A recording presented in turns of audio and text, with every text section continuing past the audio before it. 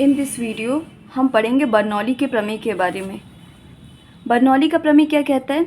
जब कोई असंपीड्य तथा अश्यान द्रव को एक स्थान से दूसरे स्थान तक धारा रेखीय प्रवाह में प्रवाहित होता है तो उसके मार्ग के प्रत्येक बिंदु पर प्रति एकांक आयतन की कुल ऊर्जा में क्या दाब ऊर्जा, गतिज ऊर्जा और स्थितिज ऊर्जा, इन तीनों का योग क्या होता है? एक नियतांक होता है, एक कांस्टेंट होता है।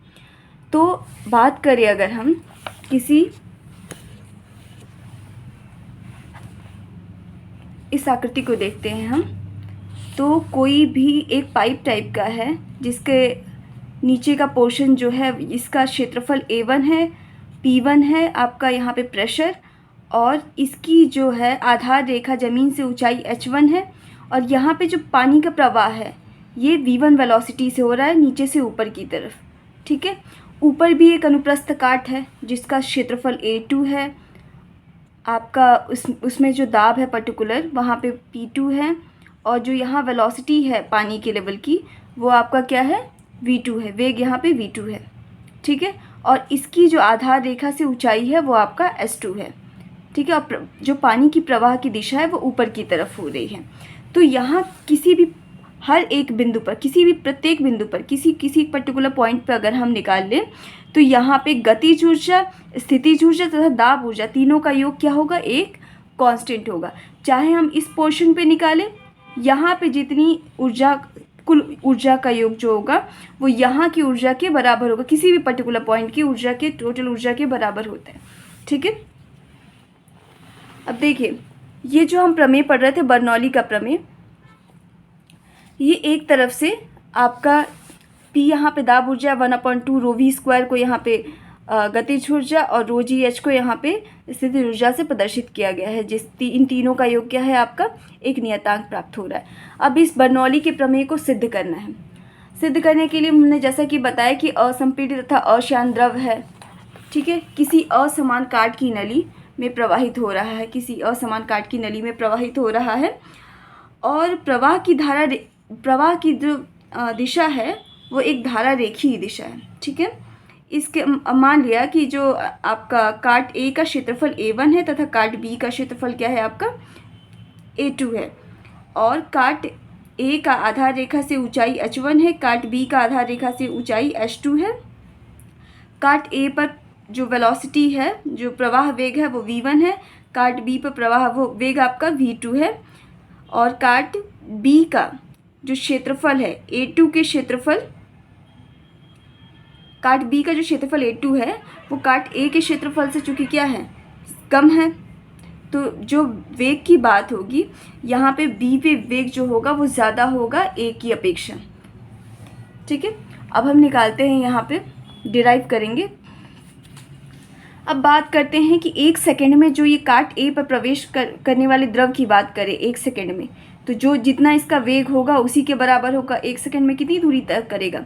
V1 दूरी तय करेगा। और बात करें इस पे बल की, तो कितना बल होगा? बल क्या होता है? बल का फॉर्मूला हमारा होता है दाब गुणे क्षेत्रफल। दाब हम जानते हैं P1 है, क्षेत्रफल हम जानते हैं A1 है, तो बल हो जाएगा आपका P1 × A1। ठीक है, और 1 सेकेंड में दूरी तय की गई वो क्या है? आपका V1 होगा। तो अब हम बात कर दें कि 1 सेकेंड में इस पूरे पोर्शन पे A पे, काट A पर अगर कितना टोटल कार्य कितना किया जाएगा? तो कार्य का फॉर्मूला होता है किया गया कार्य, अतः काट A में प्रवेश करने वाले द्रव पर 1 सेकेंड में किया गया कार्य क्या होगा? फॉर्मूला क्या होता है? बल गुणे दूरी, फोर्स इंटू डिस्प्लेसमेंट। हम जानते हैं बल क्या हमें निकला था?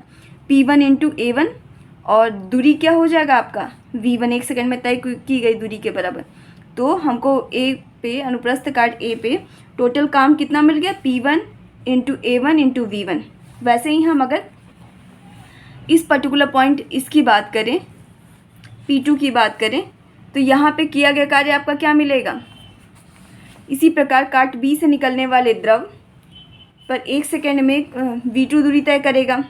ठीक है, V2 दूरी तय करेगा, और किया गया कार्य क्या हो जाएगा आपका? द्रव पे बल कितना हो जाएगा? P2 × A2, क्योंकि बल दाब गुणे क्षेत्रफल के बराबर होता है। तो काट बी से निकलने वाले द्रव द्वारा 1 सेकेंड में किया गया कार्य बल गुणे विस्थापन के सेंस में अगर हम ले तो हमको मिलेगा P2 into A2 into V2। और अब टोटल कार्य की बात कर लें, द्रव पे किया गया कुल कार्य जो होता है वो क्या होगा, तुल्य कार्य की बात करें तो इस पे किया गया कार्य A1 काट पे किया गया कार्य माइनस A2 काट पे किया गया कार्य, सॉरी B काट पे किया गया कार्य, A पर किया गया कार्य माइनस B पर किया गया कार्य के बराबर होगा। A पे हमको ने कार्य लिया है पहले ही P1 into A1 into V1 और B पे किया गया कार्य आपका P2 into A2 into V2 है। हम जानते हैं कि ये दोनों आपस में क्या होगा, सब्ट्रैक्ट हो जाएगा, ठीक है। और हम जानते हैं द्रव के सततता के सिद्धांत के अनुसार जो 1 सेकेंड में किसी भी 1 सेकेंड में जो प्रवाहित आयतन जो होता है वो क्या होता है, समान होता है। इसीलिए A1 into V1 is equals to A2 into V2 that is equals to M upon rho के बराबर होगा ये। अब ये M अपॉन रो हम इस इक्वेशन में रख देंगे, इस वाले इक्वेशन में, ठीक है। इस वाले इक्वेशन में हमको मिलेगा, फिर हमें वर्क टोटल कार्य जो मिल जाएगा P1 minus P2 into M upon रो, ठीक है। अब देखिए हमने यहाँ पे कार्य निकाल लिया है, अब हमें दो चीज़ और निकालनी। कार्य किसके बराबर होगा, गतिज ऊर्जा प्लस स्थितिज ऊर्जा। तो पहले हम गतिज ऊर्जा निकालते हैं कि 1 सेकेंड में काट ए में प्रवेश करने वाले द्रव की गतिज ऊर्जा 1/2 m1v1 स्क्वायर होगी यहाँ की बात करें तो, और यहाँ पे क्या हो जाएगी 1/2 m2v2 स्क्वायर, ठीक है। तो अब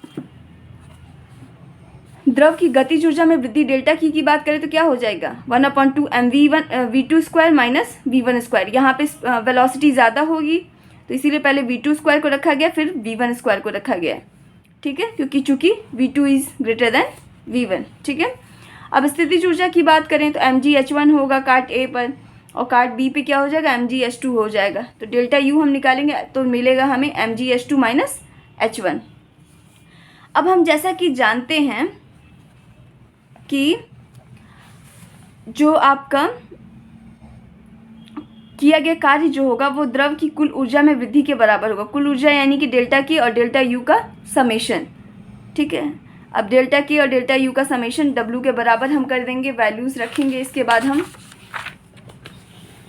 वैल्यूज़ रखेंगे अगली लाइंस में हमारा यही होगा कि इसकी वैल्यूज़ हम सब पुट करेंगे। यहाँ पे वर्क की वैल्यू हो गई ये डेल्टा की और डेल्टा एम की वैल्यू अगर हम रखते हैं, डेल्टा की और डेल्टा यू की वैल्यू हमने पुट किया। अब हमने आगे इसको सॉल्व किया, एम अपन रो को उधर भेज दिया, उधर शिफ्ट किया है, तो जो चीज़ कैंसिल आउट होने वाला है उसको कैंसिल कर देंगे।